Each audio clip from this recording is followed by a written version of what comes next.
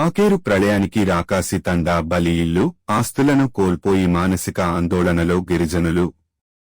సర్వం కోల్పోయిన తండావాసులు సహాయం కోసం 72 కుటుంబాలు ఎదురుచూపు. పంట పొలాలు, పాడి పశువులు గలంతు. ఇల్లు, రహదారులు, విద్యుత్తు, హైటెన్షన్ లైన్ నేలమట్టం.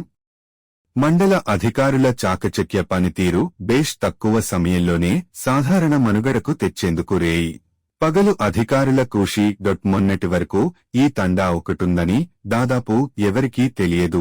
వచ్చిన ఒక వరద విపత్తుతో ఇప్పుడు ఖమ్మం జిల్లాలోనే భయానక స్థితిలో ఉండి దయగుణాల సహాయం కోసం జాలి కన్నులతో ఎదురుచూస్తున్న తండావాసులతో ఇప్పుడు చర్చాంశనీయంగా మారింది. ఇక వివరాలకు వెళితే ఖమ్మం జిల్లా తిరుమలాయపాలెం మండలం రాకాసి తండా ఒక మారుమూల గిరిజన ప్రాంతం. సుమారు 72 కుటుంబాలు, 240 జనాభాతో పాడి పశువులు, పంట పైర్లు చుట్టూ ఆహ్లాదకరమైన వాతావరణంతో కల్లాకపటం.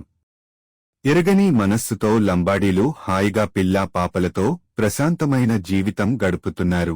ఇది చూసిన ప్రకృతి ఓర్వలేకపోయిందేమో కాని ఒక రాత్రికి రాత్రే కన్నెర్రజేసి వీరి జీవితాలను చిందరవందరగా చేసింది. 1/2 కిలోమీటర్ దూరంలో ఉన్న ఆకేరు పొంగిపొర్లి ఆదివారం తెల్లవారుజామున చూస్తుండగానే వరద మహోగ్ర రూపం దాల్చి దిగువన ఉన్న తండాని పూర్తిగా ముంచెత్తింది.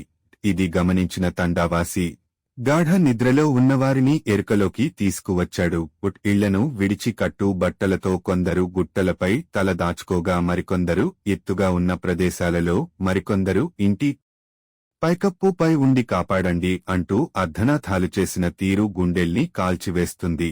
వరద తాకిడికి పంటలు, పశువులు, వాహనాలు కొట్టుకుపోయాయి. కొన్ని ఇండ్లు పూర్తిగా నేలమట్టం కాగా మరికొన్ని ఇండ్లు నాని శిథిలావస్థకు చేరాయి. ఇంట్లోని నిత్యవసర వస్తువులు, బియ్యం, పప్పు, ఉప్పులు, బీరువా, ఫ్రిడ్జి, బడి పుస్తకాలు, విలువైన డాక్యుమెంట్స్ అన్నీ నీటిపాలు అయ్యాయి. ఇది వారి జీవనోపాధిపై పూర్తి ప్రభావం చూపెడుతుండటంతో వారు ఇంకా మానసిక క్షోభ, భయాందోళనలోనే ఉన్నారు. ఇన్నాళ్లకైనా ఈ వరద ఉధృతికి బలికాక తప్పదని ఆవేదన చెందుతున్నారు.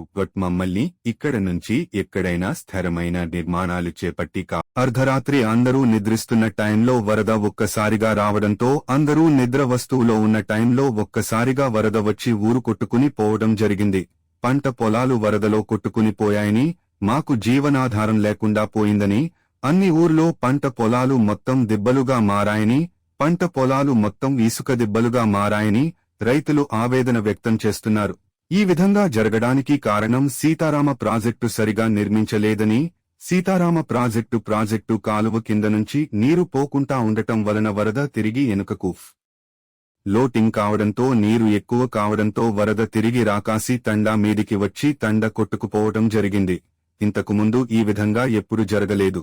దీనికి కారణం సీతారామ ప్రాజెక్టు కాలువ హైట్లో నియమించకపోవడమే కారణం అని ఇక్కడున్న ప్రజలు చెబుతున్నారు. ఇక్కడి నుంచి మా తండానైనా తరలించండి, లేకపోతే మమ్ములను వేరే దగ్గరకు పంపించండి అని రాకాసి తండావాసులు అంటున్నారు. ఆ కన్నీటి పర్వతంతో ప్రభుత్వాన్ని, నాయకులను వేడుకున్నారు. తక్షణమే సహాయక చర్యలు చేపట్టిన మండల అధికారులు తాత్కాలిక పునరావాస కేంద్రాలు, ఆహారం అందిస్తూ వారికి మనోధైర్యాన్ని అందిస్తున్నారు. ఇల్లు, పంట పొలాలు పునర్నిర్మించేందుకు విద్యుత్ సరఫరా, రహదారులు, నీటి సరఫరా, రోగాలు ప్రబలకుండా వైద్యం వంటి మౌలిక వసతులు తిరిగి అందుబాటులోకి తెచ్చేందుకు అధికారులు, ముఖ్యంగా MPDO Silar Saheb, MRO PV. Ramakrishna, విద్యుత్ ఏఈ రవికుమార్, ఎస్ఐ జగదీష్, మండల వ్యవసాయ అధికారి సీతారాం రెడ్డి, వైద్య అధికారులు అందరూ ఒకే తాటిపై వారం రోజులుగా రేయి పగలు శ్రమిస్తూ వారికి తక్కువ సమయం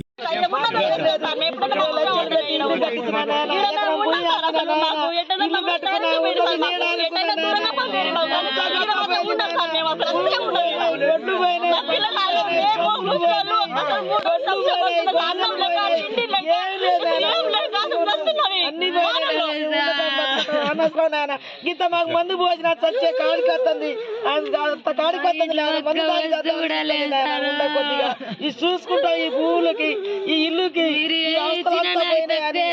ఏదైనా ప్రాణం దాచుకోవాలనిపిస్తుంది. నాన్న మాకు ఏ దండ ఏం లేదు నాన్న, అసలే లేదు నాన్న. 2 లక్షలు ఇచ్చిన ఇంట్లో సమాన్ రాజు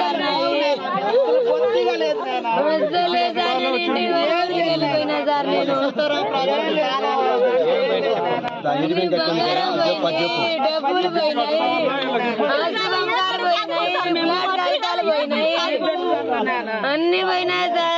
పట్టాల కాగితాలు కూడా పోయినాయి. నష్టం కూడా చాలా జరిగేది మాకు. ఏంటో దానివల్ల మాకు తెల్లారగట్ట వచ్చింది కాబట్టి కొద్దిగా మాకు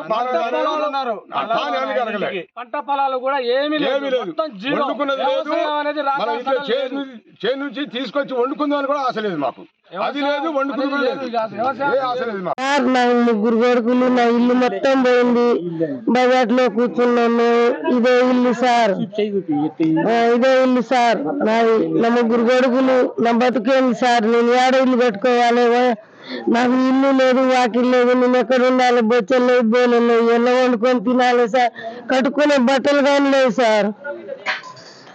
దయచేసి నాకు ఇంత ఏమన్నా సోడు చూపించి నాకు ఇల్లు కట్టియండి సార్. నా 3 కొడుకులు సార్, 4 ఫ్యామిలీలు సార్. ఇదే ఇల్లు సార్ మాది. ఈ ఇల్లు పోయి ఇక్కడ నుంచి బయట స్లాబ్ పోయింది. వెనక మరల సిమెంట్ రోడ్డు మీద పడ్డాయి సార్. కరెంట్ స్తంభం దగ్గర పడ్డది. నాకు ఎదురు చూసిన అదరు కానీ రావట్లేదు సార్. నేను పేదదాన్ని, నాకు భూమి బుట్ట లేని దాన్ని.